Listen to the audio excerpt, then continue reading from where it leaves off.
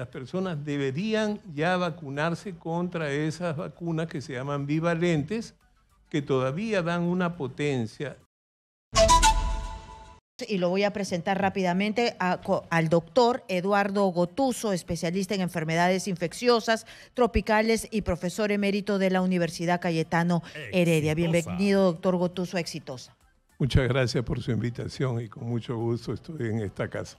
Muchas gracias por venir. Bueno, tenemos un incremento de las infecciones, no se sabe, ¿no? Porque de hecho que nos estamos contagiando, pero lo que nos ha llamado la atención es que hay algunas muertes por COVID.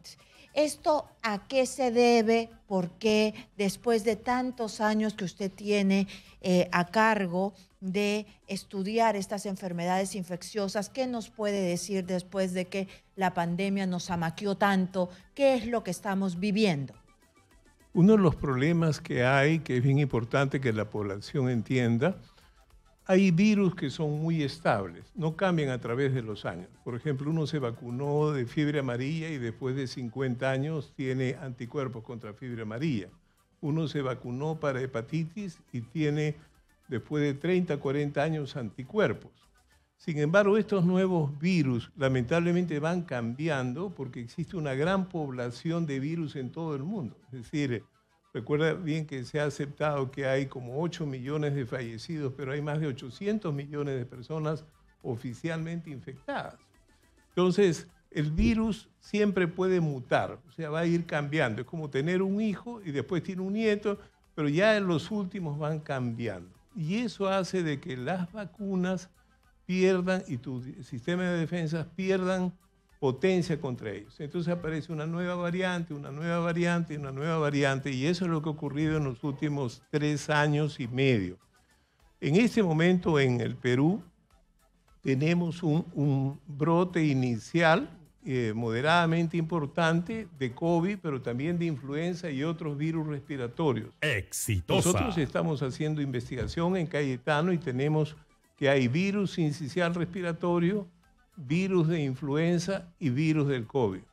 Ahora, ¿por qué fallece una persona? Recuerda bien que en Estados Unidos todavía fallecen 100 a 200 personas al día de COVID. De COVID, sí. O sea, porque acá yo estaba leyendo que el director del Centro Nacional de Epidemiología, Prevención y Control de Enfermedades de aquí del Perú dice que al día se presentan 3 o 4, no, de 3 a 5 casos mortales de COVID, ¿no? Entre 60 y 80 años las personas se mueren. Así es. Es que hay varias razones. La primera razón es cuántas vacunas tienen estas personas. Y entonces, por ejemplo, los 2 pacientes que han fallecido inicialmente, ninguno de los 2 tenía lo que se llama la vacuna bivalente, que es un poco la última vacuna que el personal de salud nos hemos puesto en 2 oportunidades este año 2023.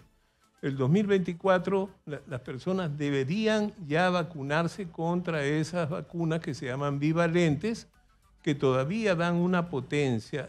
¿A quiénes vacunar? Urgente, personal de salud, pero también a todas las personas que tengan más de 60 años, que no hayan tenido completas sus vacunas. Hay muchos pacientes que han tenido 1 dosis, 2 dosis, 3 dosis y ya han perdido porque se vacunaron hace 2 años, hace año y medio. Entonces, hoy en día la vacunación nacional debe estar fortalecida en quienes, mayores de 60 años, personas de cualquier edad, obesos, diabéticos, personas que están en diálisis, personas que están recibiendo tratamiento para el cáncer, pacientes trasplantados, etcétera, etcétera. Es decir, cualquier enfermedad crónica de una persona te pone en riesgo. Exitosa. Y esas personas, si no se vacunan, lamentablemente pueden terminar en un respirador o pueden terminar falleciendo. Así que ese es un primer mensaje sobre la importancia de las vacunas. ¿Por qué nosotros, después de haber pasado una etapa muy dolorosa, porque la primera ola, la segunda ola, se llevó a muchos peruanos, teníamos las colas, el oxígeno faltaba, ya que le voy a contar porque usted estaba pues en un hospital, ¿no? Entonces, ¿por qué ahora estamos un poco reacios? No se han terminado de vacunar, no van a vacunarse como se quisiera, porque se ha instalado en la mente de muchos peruanos que ya tenemos la inmunidad de rebaño. Todos estamos ya infectados y ya no nos va a pasar nada. Eso podría ser cierto solamente para el virus inicial que se llama Wuhan.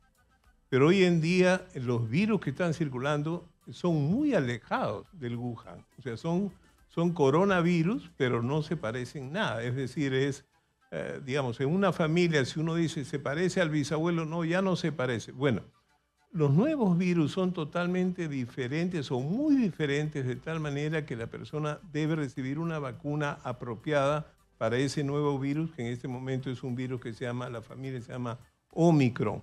El segundo problema que hay es que muchas personas reciben noticias en las redes sociales que son noticias medias verdades y muchas de ellas falsas. Es decir, son incompletas. Las personas no leen lo que informa, digamos, por ejemplo, la Universidad de Harvard, la Universidad de Johns Hopkins, la Oficina Panamericana Sanitaria, sino que personas ponen mensajes de tal manera que desalientan a la vacunación. En segundo lugar, recuerda que la población entre 20 y 50 años en el Perú solamente está vacunada alrededor de la mitad de ellos. O sea, la mitad no tiene vacunas, ni siquiera 2 dosis. Es decir, hay mucha población que está susceptible. Y yo creo que ahora el impulso necesario es que el Ministerio de Salud organice claramente este programa de vacunación y que informe a través de la radio, de la televisión, dónde es que uno se puede vacunar en cada sitio y que eso esté abierto los 7 días de la semana para poder cubrir a la vacunación. Y de nuevo insisto, si tenemos abuelos, si tenemos personas más de 60 años, si tenemos personas con enfermedades pulmonares crónicas, enfermos de diabetes, personas con enfermedad del corazón, etcétera, todos ellos deberían irse a vacunar sí o sí. Ujú. Y además hay que tener en cuenta que el COVID, algunas personas, si no lo saben, si todavía se sienten bien, les afectó los pulmones, ¿no? Hay que hacerse un chequeo. De repente los pulmones están mal y tú no lo sientes. Así es, pero además hay otra cosa a propósito de tu pregunta. Uno de los problemas que hay con el COVID, que uno puede tener una enfermedad grave o uno puede tener una enfermedad leve. Pero aún los que tienen enfermedad leve pueden quedar lo que ahora se llama el post-COVID o el COVID prolongado. ¿Qué significa? El virus te va, se desaparece, pero te deja daño. Por ejemplo, hay personas que después del COVID no se concentran bien, no pueden dormir bien, tienen problemas de trastornos de estado de ánimo, una fatiga muy inusitada, comienzan a tener problemas en su pulmón, se fatigan al caminar, otros tienen enfermedad al corazón, etcétera. Porque digamos, la diferencia es que si tú te vacunas, la chance de tener estos síndromes es mínima frente a los no vacunados. Que esa es una de las ventajas de la vacuna del COVID, es que aunque me dé COVID, yo tengo menos riesgo de desarrollar estas molestias post-COVID. Y ojo, que no estamos hablando de cerrar todo, no estamos hablando de dejar de elaborar, no estamos hablando de cerrar escuelas, porque cerrar escuelas nos hizo daño. Todavía no hay indicación, o sea, son casos y que las personas deben saber que no es una onda como la que hemos vivido antes. Todavía el número de casos es un número de casos manejable. Pero de nuevo, lo que queremos es que esto no siga creciendo, que esta ola no se vuelva un tsunami. Para eso hay que vacunar a la población, tomar ciertos cuidados. Por ejemplo, hay sitios donde sabemos que la gente se contagia mucho, en reuniones familiares extensas, en fiestas, en viajes por los aeropuertos. No los aviones están bien preparados, pero las personas en los aeropuertos o cuando uno baja del avión, etcétera, hay un claro contacto. Además, tenemos una gran población peruana que viene de zonas de invierno. Vienen de España, vienen de Estados Unidos, de Italia, y ellos están en invierno y tienen influenza, tienen COVID, y entonces traen nuevos virus acá, y por eso es que el Ministerio de Salud, en el Instituto Nacional de Salud, está vigilando qué virus tenemos para poder afrontarlos cada vez mejor. Eso se llama vigilancia epidemiológica, y felizmente los datos los tenemos al día a día a través de este centro. Ujú. Y entonces, en estos lugares con mucha aglomeración de gente, las personas con comorbilidades, los que están más expuestos, los mayores de 60 años, ¿deberían usar mascarillas? Sí, sin lugar a dudas. O sea, tu pregunta es clarísima. Digamos, una persona que está en tratamiento con corticoides o que tiene una enfermedad pulmonar crónica o que tuvo hace años o que es un gran fumador, no puede ir a un sitio sin usar mascarilla donde él se pueda contagiar, porque esa persona puede hacer una forma severa y entonces es bien importante que las precauciones se tomen. Por ejemplo, en el caso médico, nosotros ahora, frente a los pacientes, todos usamos mascarilla y le pedimos a los pacientes que usen mascarilla. Y esto es importante en determinados sitios. Digamos, si tú entras a una clínica o entras a una emergencia, deberías usar mascarilla. En un sitio muy cerrado, donde hay mucha gente y uno tiene una diabetes que no está bien controlada, también debe cuidarse. Es decir, tu pregunta es muy apropiada en este momento. Mm. Los adolescentes y los niños, ¿se les tiene que seguir vacunando o ya se descartó totalmente que ellos, a menos que tengan comorbilidades, los sanitos, ellos se tienen que vacunar o no es Esa es necesario? una pregunta que se discute mucho. Las vacunas en los niños son bastante seguras. Los niños están acostumbrados a recibir vacunas. Pero lo que pasa es que los niños afectan a sus maestros y afectan a sus padres y afectan a sus abuelos. Y entonces por eso cuando tú tienes una enfermedad que se está extendiendo, es mucho mejor vacunar a los niños y a los adolescentes. Lo que pasa que las personas entre 20 y 40 años dicen, no, yo soy una persona sana, no requiero vacunarme. Pero esa persona es la que perenniza el COVID en una comunidad. Y por eso es que en el mundo no terminamos de resolver esta pandemia porque hay mucha gente que no está vacunada. Entonces, la pregunta es ¿por qué no se vacunan? Y yo diría que no hay ninguna buena razón frente a lo que tú comentaste al inicio. Nosotros los peruanos conocemos muy bien el efecto de cómo la vacuna cambió esa historia trágica. El cuerpo médico hemos perdido más de 400 médicos, las enfermeras se han perdido más de 600 enfermeras por tener COVID, es decir, y mucha gente fallecía porque no teníamos respiradores, porque nos faltaba oxígeno, etcétera. Es decir, todo eso cambió con la vacunación. Entonces, queremos recordarle esto a la población, que uno tiene que poner en la balanza lo bueno. Dice, no, pero a mí me dolió. Bueno, a mí también cuando me pongo me duele, pero igual pongo en el otro lado qué me pasa si me viene un COVID, me puede ir mal. Entonces, yo creo que esto es la pregunta que uno tiene que hacerse. Doctor Gotuso, le dejo una pregunta, pero nos tenemos que ir un ratito a una pausa. Regresamos con usted. ¿El COVID ahora se puede, mediante los síntomas, yo me puedo dar cuenta que tengo COVID o ahora ya es totalmente distinto y ni cuenta nos damos y nos confundimos con un resfrío absolutamente común y la única manera es irte a sacar una prueba? Regresamos con la respuesta del doctor Gotuso. Como yo ya les dije, él es médico emérito de la Cayetano Heredia y es especialista de mucho tiempo, infectólogo y de enfermedades tropicales. Regresamos. Yo le había dejado una pregunta. A estas alturas, después de todas las mutaciones que ha tenido el COVID-19, ¿se puede distinguir, doctor, cuando uno tiene COVID, se puede distinguir con la influenza, con todas las demás enfermedades respiratorias que hay? En realidad ahora se dice de que ni el mejor clínico podría distinguir entre una y otra y es mejor hacer pruebas. Eso sería mi primera respuesta, es decir, es muy difícil.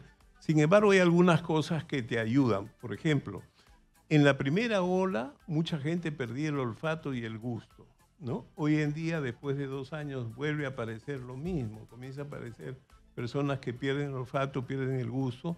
La segunda cosa, que ahora tienen más dolor de garganta. Casi todos comienzan con dolor de cabeza y dolor de garganta. Y tercero, tienen mucha más secreción los pacientes con COVID que otros. Sin embargo, estos son datos, como yo digo, que ayudan a considerar, pero no son definitivos. Lo definitivo es hacerse una prueba. Y es bien importante, ¿por qué? Porque si uno tiene un resfrío, ¿qué hace? Uno en 24 horas se siente bien y se va a trabajar y contagia a sus compañeros. Y entonces se vuelve un brote en la oficina, varios. En segundo lugar, porque también no queremos que la gente salga, digamos, falte de trabajar también. Es decir, si tiene COVID, tiene que estar 5 días aislado. Si no tiene COVID, él puede ir a las 2 o 3 días, puede ir a recuperarse usando una mascarilla. Entonces, bien importante desde el punto de vista laboral estar seguro y desde el punto de vista familiar igual. Si uno va a visitar a un familiar, a una chica que esté embarazada y uno no se da cuenta y la contagia, una chica embarazada que no está vacunada puede terminar en un respirador. Las mujeres gestantes son de las primeras prioridades que nosotros tenemos que enseñar. Durante la pandemia, muchas chicas fallecieron siendo saludables, solamente por estar embarazadas. Hoy en día conocemos que hay varias enfermedades infecciosas que en embarazadas les va mal. Y por eso es que las embarazadas son la gente joven que sí debe vacunarse sí o sí. Normalmente se vacunan a partir de las 30 semanas para protegerse ellas, pero protegerse su parto y proteger a su bebé.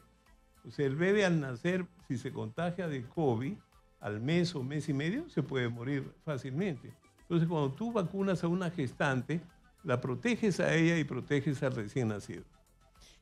Y ahora, aprovechando que usted está aquí, porque tenemos el COVID, pero ahorita viene el fenómeno del niño, ahorita vienen las lluvias, ahorita vienen todas las enfermedades tropicales habidas y por haber, que usted es especialista. El dengue, porque vamos a tener un cóctel de enfermedades. Sí. Bueno, yo creo primero que el Perú ya debe considerar comprar vacunas para dengue para áreas endémicas. O sea, ya existen vacunas aprobadas para dengue y, digamos, si tú no vives allá y nunca has tenido dengue, no lo necesitas. Pero si tú fueras periodista ahorita en Piura o Tumbes, deberías vacunarte. Y entonces la primera consideración es que hay que prepararse para eso. La segunda cosa es que técnicamente nadie debería morir por dengue. Dengue es una condición que si un médico lo maneja bien, con pocos recursos, puede realmente resolverle y salvar la vida. O sea, ¿qué pasa entonces? ¿Por qué todavía siendo un país endémico, donde se conoce, en Piura se sabe, ¿no? Ya desde la casa sabes que ya tienes el dengue. Entonces, ¿por qué todavía se muere gente? Porque hay personas, mira, los que fallecen habitualmente son personas mayores de 60 años. En una persona de 60 años, cuando tú tienes lo que se llama extravasación por el dengue, lamentablemente los pacientes les baja la presión, funciona mal el riñón y al haber mal función del riñón, funciona mal el hígado, funciona mal el pulmón y el paciente fallece de lo que se llama falla multiorgánica. Entonces, los fallecidos son porque llegan tarde. Es decir, en el caso de dengue hay lo que se llama signos de alarma. Y yo creo que lo que hay que hacer es entrenar a los médicos del nivel primario para que ellos sepan diferenciar. Porque mira, si tú vas a un hospital terciario y pides una cita, te vas por emergencia. Ahora pide una cita que te vuelvan a quedar una cita en 2 o 3 semanas. Así ya te moriste. Claro, entonces las personas en el primer nivel pueden ir todos los días a ver a su doctor. Pero ¿se acuerda usted el año pasado también lamentablemente teníamos el Yacu, teníamos todo, los hospitales estaban haciendo agua porque literalmente se les venía el techo encima y habían colas por dengue? La gente estaba desesperada para que le dieran un diagnóstico y no tenían manos, no habían médicos. Por eso yo creo que es que el sistema de salud pues está deteriorado. En el sistema de salud... ¿Deteriorado o colapsado? Es una buena pregunta. Yo diría que en algunas áreas está totalmente colapsado. No hay personal. El presupuesto para este año incluso se ha reducido, una cosa increíble. O sea, no tenemos buenos recursos, no hay personal y el personal finalmente hay que entrenarlo para eso. Y finalmente que el hospital o el centro de salud debe tener métodos simples para hacerte diagnóstico de dengue. Y por último, aún si yo estoy en un sitio y no tengo un análisis, yo puedo decir, ok, este señor tiene dengue y lo voy a poner acá porque es de alto riesgo y le voy a vigilar dos cosas simples, que es la hemoglobina y las plaquetas, que eso cualquier laboratorio hace. Entonces, digamos, si enseñamos a que el personal médico y de salud maneje esto, las personas tienen que sentirse confiadas. Lo que pasa es que en una cola de 50 personas hay 40 que van a hacer formas leves. Le dice, tiene dengue, toma bastante agua, ¿no? Pero hay 10 que están en grupos de riesgo y ellos están mezclados. Entonces, los sistemas de salud tienen que tener esa posibilidad de rápidamente poder discernir. Y eso hay que prepararse, hay que entrenar los hospitales, los centros de salud. Y de nuevo, uno de los problemas que tenemos hoy en día en el Perú es que los cargos no se llevan por mérito, sino por tu afiliación política. Y lo peor que puede haber en un sistema de salud, y eso está pasando. Mira, durante la pandemia, los médicos hemos sido exonerados de cualquier actividad. Eran decisiones políticas. Yo incluso fui parte de un comité de expertos donde en 100 días solamente nos reunimos 2 veces con el ministro de Salud. O sea, la salud caminaba por un lado y lo que decían los expertos, ningún colegio médico de todas las regiones del Perú estuvieron cerca los comités regionales de manejo. Por eso es que no fue un desastre. Es un desastre porque el político no quiere confiar en sus técnicos, ¿no? Y entonces los técnicos son, digamos, separados de las decisiones y eso es muy negativo. Te digo porque yo, por ejemplo, soy de ICA, hablé con los directores de cada sitio, le dije, lo que ustedes quieran nos llaman y nosotros somos un grupo de médicos que vamos a colaborar. Nunca nos llamaron y nosotros los llamamos, están haciendo mal eso, están haciendo tal, cambien esto, nunca quisieron hacer.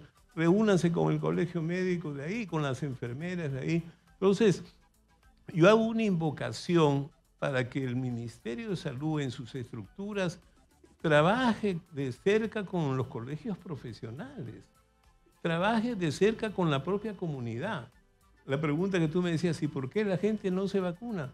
Porque no hay suficiente elemento de transmisión hacia la comunidad. No hay esta sociabilización, como le dicen. Pero yo quiero que le diga a todos los que nos están escuchando, yo conozco su historia porque yo desde que empecé a ser reportera yo lo iba a entrevistar como una eminencia en temas tropicales. Yo sé que usted ha salido al exterior y bueno, ¿cuántos años tiene usted trabajando en el Cayetano Heredia, tratando las enfermedades tropicales y haciendo investigación? ¿Cuántos años? 50. Yo soy de la promoción que el año pasado cumplimos 50. Y hemos hecho, porque somos un grupo grande, creamos la especialidad, la primera especialidad de enfermedades infecciosas en el Perú. Creamos la primera especialidad de enfermedades infecciosas en pediatría con el Departamento de Pediatría. Fundamos la Sociedad Peruana de Enfermedades Infecciosas y Tropicales. Siempre hemos dado el apoyo, pero muchos de nosotros lo hacemos. Yo estoy muy orgulloso que muchos de mis alumnos hoy en día son coordinadores en cada una de sus regiones y trabajan intensamente, pero les pasa lo mismo que a nosotros. No, los gobiernos no llaman a los expertos, toman decisiones. El jefe de salud de tal región, ¿quién es? Una persona que no ha tenido experiencia, pero que no quiere reunirse con el colegio médico, no quiere reunirse con los expertos de su región. Y de nuevo, es porque los cargos no representan personas que tengan meritocracia, o sea, tengan los méritos para llegar a esa posición. Y ahí es donde tenemos que discutir bien con las regiones para que las regiones trabajen claramente con los profesionales de cada lugar y con el colegio médico, el colegio de enfermeras, para que la llegada sea mejor, con los periodistas, para que entienda la población por qué decimos que hay que vacunar o por qué decimos que hay que usar mascarilla. Esa es una situación que hay que ir explicando a través de ustedes. Muy bien, muchísimas gracias por estar aquí.